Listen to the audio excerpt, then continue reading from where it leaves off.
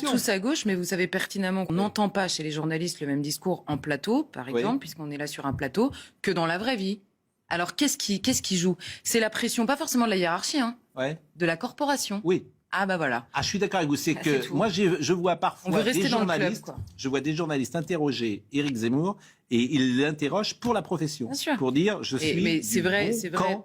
Et regardez ce que j'ai dit, ce que j'ai. C'est vrai sur beaucoup d'autres sujets. Il y a des enquêtes qu'on ne fait plus, il y a des questions qu'on ne pose plus. Par exemple, il y a, par exemple le Covid. Hein, je vous ai écouté pendant 1 heure. Il y a des questions qu'on ne pose plus. Par exemple. Par exemple, j'en sais rien moi. Par exemple, l'origine du virus. Souvenez-vous. Hein, il a fallu. Au début, c'était impossible. Moi, je me souviens très bien parce que sur le plateau, on m'a dit vous croyez quand même pas que le virus vient d'un labo? J'ai dit je n'en sais rien. Déjà répondre je n'en sais rien, ce qui était le cas de tous les journalistes de France, c'était déjà répondre je ne sais pas. C'était du complotisme, de l'extrême droite, du fascisme, de ce que vous voulez. Je ne savais pas. Personne ne savait. Il y a 8 mois, les premières enquêtes sortent aux États-Unis disant que le virus, probablement, très probablement, je ne sais pas exactement, sort d'un laboratoire de Wuhan depuis.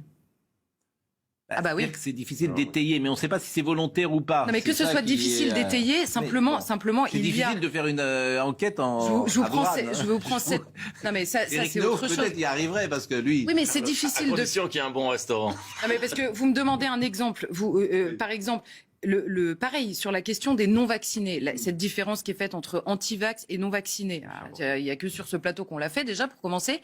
Ensuite, la deuxième chose, c'est que, comment dire, au lieu de faire passer tous ces gens, au lieu de reprendre la parole gouvernementale qui, évidemment, très habilement, fait passer tous ces gens-là pour des débiles qui n'ont rien compris, qui sont complotistes, c'est tellement plus facile. Puis en plus, on a des gens sur qui taper, comme ça règle tous les problèmes de cette crise sanitaire.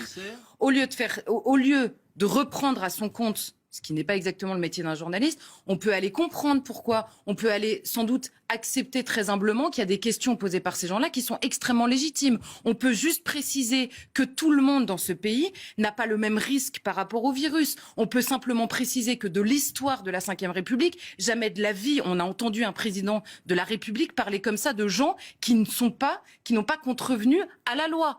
Président de la République, on peut noter, c'est ce que je faisais pendant la pub, donc je le répète ici, président de la République qui 3 jours après à Nice, quand il s'agit de parler de la délinquance, a rangé bien profond dans son sac son petit vocabulaire hystérique. Là, on n'a pas vu. Il voulait pas emmerder les délinquants. Ça, ce mot-là, il l'a pas sorti. Il est resté très calme parce qu'on parle gentiment. Tout le monde est citoyen. C'est pas parce qu'on contrevient aux règles qu'on n'est pas citoyen. Là, subitement, tout le monde était rentré dans le rang. Vous entendez des journalistes qui vous disent ça? Ah, il y en a quelques-uns. On peut parler. Mais simplement, on n'appartient plus à la corporation. Parce que les journalistes se protègent entre eux comme c'est pas possible de le faire, sauf quand vous dérapez. Là, quand vous sortez de la ligne, je peux vous assurer qu'à Valeurs Actuelles, on sait que la confraternité a quelques limites.